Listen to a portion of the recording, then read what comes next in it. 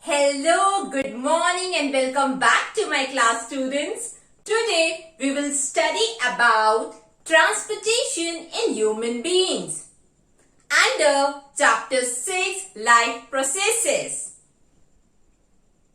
Students, have you ever wondered who carries digested food from your small intestine to all different parts of your body?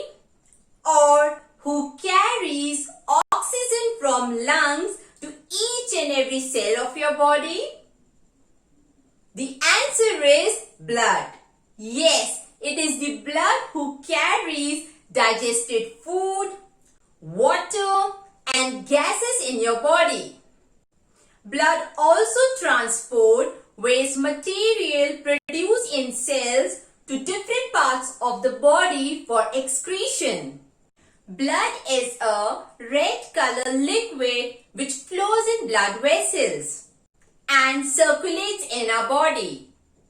Blood is red in color because it contains a red color pigment called hemoglobin. Blood has many different cells which performs different functions. Children, blood consists of 4 components: plasma, red blood cells also known as RBCs, white blood cells also known as WBC, and platelets. Now let us study about their functions in brief. Plasma. The fluid part of blood is known as plasma. Plasma is pale yellow sticky fluid. It is 90% of water and 3.5% of common salt. Plasma carries digested food, water and waste material from one part to another part of the body. Other components of cell like red blood cells, white blood cells and platelets floats in plasma. Red blood cells, also known as RBC. Red blood cells looks red in color because of the presence of a red color pigment called hemoglobin. It is the hemoglobin in blood who carries oxygen from lungs to different parts of the body. Children, remember, it is the red blood cells who forms the major part of blood and gives red color to red blood cells. White blood cells, also known as WBC. It fights against infection and protects us from diseases. White blood cells produces a chemical called antibodies to fight against infection. White blood cells are much smaller in number than red blood cells. Platelets. Platelets are tiny fragments of special cells formed in the bone marrow. Platelets do not have nuclei. Children, imagine yourself in a situation where you get hurt and start bleeding. What will happen if the bleeding does not stop? The situation will become fatal because there will be an excessive loss of blood from your body. Platelets present in blood helps in coagulation or clotting of blood in a wound and hence prevent the excessive loss of blood from the body. Now let us see the important functions performed by the blood. Blood carries digested food from small intestine to all different parts of your body.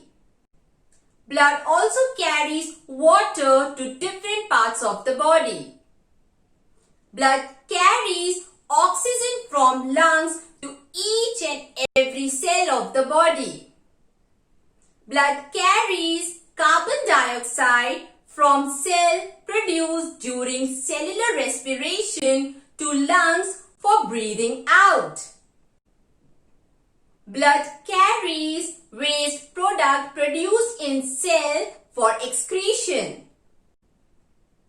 Antibodies produced by white blood cells protect our body from different diseases. Children, before we move on to our next topic, remember one thing.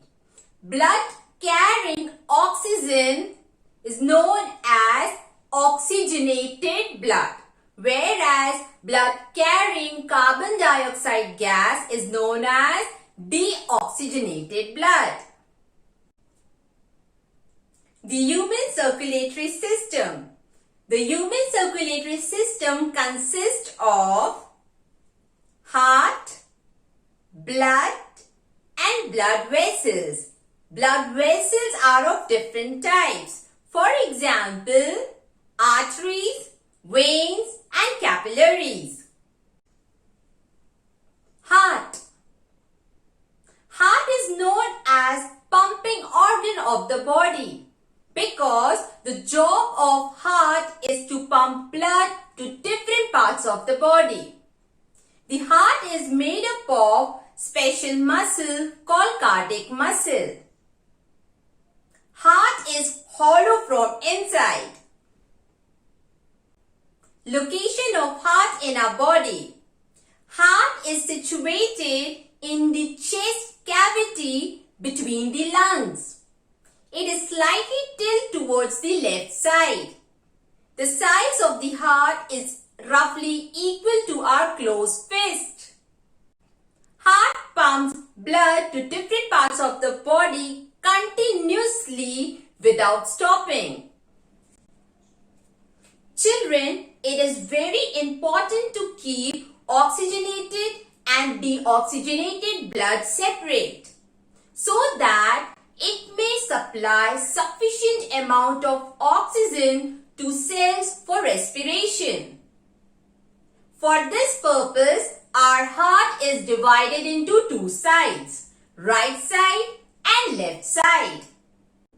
The left side of the heart pumps oxygenated blood from heart to all different parts of the body, whereas the right side of the heart pumps deoxygenated blood from heart to lungs.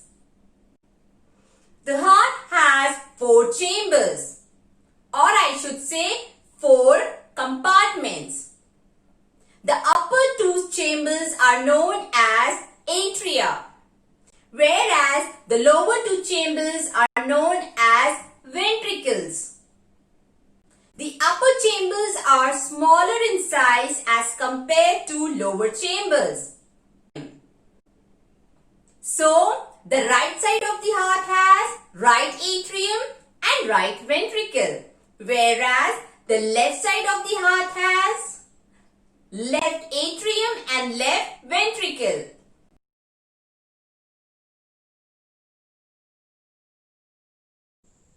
The top side of left atrium is connected to pulmonary vein, which brings oxygenated blood from the lungs. The term pulmonary refers to lungs. The lower side of left atrium is connected to left ventricle. The oxygenated blood from left atrium goes into left ventricle. The other side of left ventricle is connected to main artery called aorta. The left ventricle pumps oxygenated blood into main artery for taking it to all the body organs except lungs. The top side of right atrium is connected to main vein called vena cava, which brings deoxygenated blood from all the body organs except lungs. The lower side of right atrium is connected to right ventricle. Deoxygenated blood from right atrium goes into right ventricle. The other side of right ventricle is connected to pulmonary artery. The right ventricle pumps deoxygenated blood into pulmonary artery for taking it to lungs. The left side of heart is completely separated from its right side by means of a partition wall called septum, which is made up of thick muscle. A sheet of tissue called pericardium protects the heart. All the atria and ventricles of the heart contract and relax at appropriate times and make the heart behave like a pump. Blood vessels. Blood vessels are a kind of tubes which carries blood throughout our body. There are three types of blood vessels: arteries, veins and capillaries. Arteries. Arteries carry oxygenated blood away from heart. In arteries, blood flows under high pressure. Just because of this reason, arteries have thick elastic wall. Arteries have narrow lumen. Now what is lumen? The cavity or space present inside a tube is known as lumen. Arteries do not have any valve. One very important point to remember, children, over here. Pulmonary artery is an artery who carries deoxygenated blood from heart to lungs. So don't get confused between artery and pulmonary artery. Arteries carries oxygenated blood, whereas pulmonary artery carries deoxygenated blood. Veins. Veins carry deoxygenated blood from different parts of the body to heart. In veins, blood flows under low pressure and hence veins have thin wall. To prevent the backflow of blood, valves are present in veins. Veins have large lumen. Again, one exceptional, children, over here. Pulmonary vein. Pulmonary vein is a vein which carries oxygenated blood from lungs to heart. So don't get confused between veins and pulmonary vein. Capillaries. Capillaries are extremely thin blood vessels which connects arteries to veins. Capillaries have extremely thin wall which allows the easy exchange of substances between blood and body cells. We can say that the main function of capillaries is to allow the exchange of substances between blood and body cells.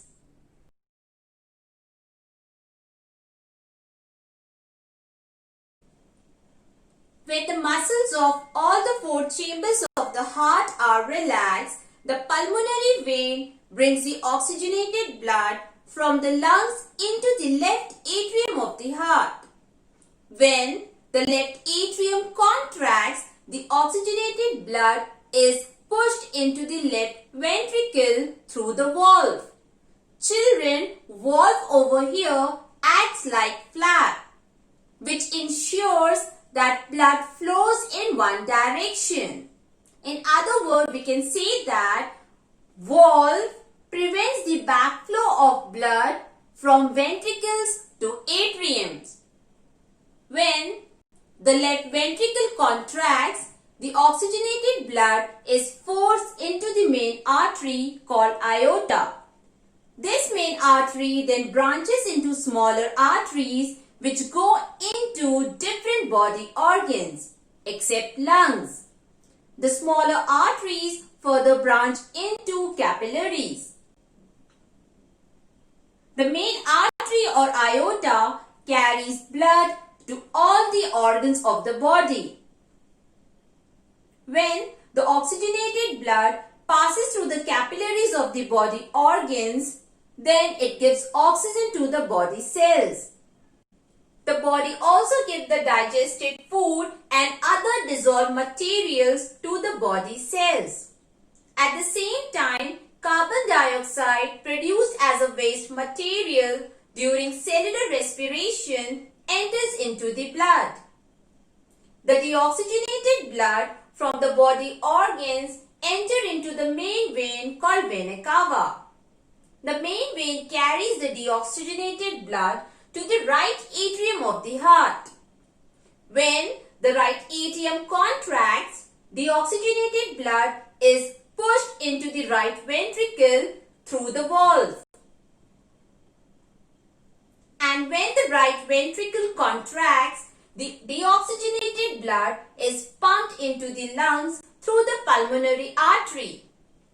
In the lungs, deoxygenated blood releases its carbon dioxide and absorbs fresh oxygen from air. So, the blood becomes oxygenated again. This oxygenated blood again sent to the left atrium of the heart by pulmonary vein for circulation in the body. The blood circulatory system in human beings is an example of double circulation. This can be explained as follows. A circulatory system in which the blood travels twice through the heart in one complete cycle of the body is called double circulation. One complete contraction and relaxation of the heart is known as heartbeat. Heartbeat of an adult person while resting is 72 to 80 per minute. This is called heart rate. A doctor uses an instrument to hear our heartbeat called stethoscope. Mammals, including human beings and birds, are warm-blooded animals. Who are called warm-blooded animals? Animals, those who can maintain a constant body temperature, are known as warm-blooded animals. In warm-blooded animals, oxygenated blood and deoxygenated blood is circulated separately.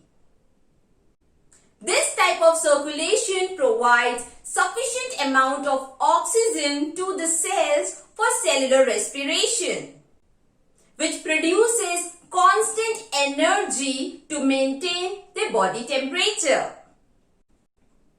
Many reptiles and amphibians have three-chambered heart and have to tolerate the mixing of oxygenated and deoxygenated blood. These animals are also known as cold-blooded animals because their body temperature depends upon the temperature in the environment. In fish, the heart has only one atrium and one ventricle. The oxygen-depleted blood that returns from the body enters the atrium and then the ventricle and is pumped out to the gills where blood is oxygenated. This is known as single cycle circulation. Lymph. Lymph is another fluid involved in transportation. Lymph is also known as tissue fluid. Lymph is similar to the plasma of blood but is colorless because it do not have hemoglobin. Lymph has less protein as compared to plasma. When blood flows through capillaries, some amount of plasma, proteins and blood cells escape into intercellular spaces in the tissues to form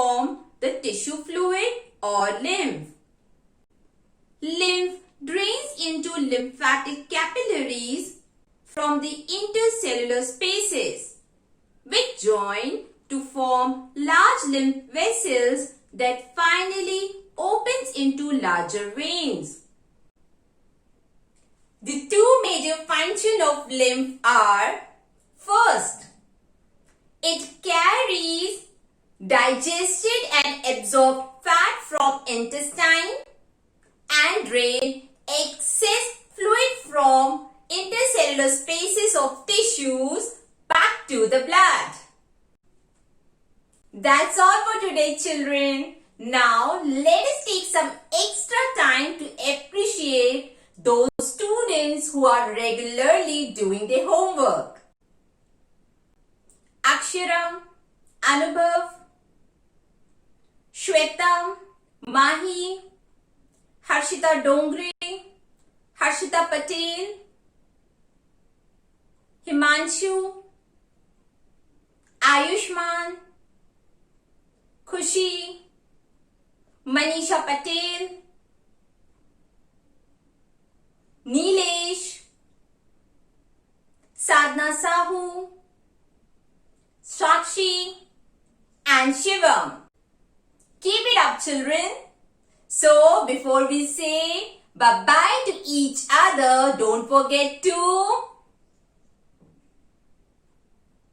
and subscribe to my channel.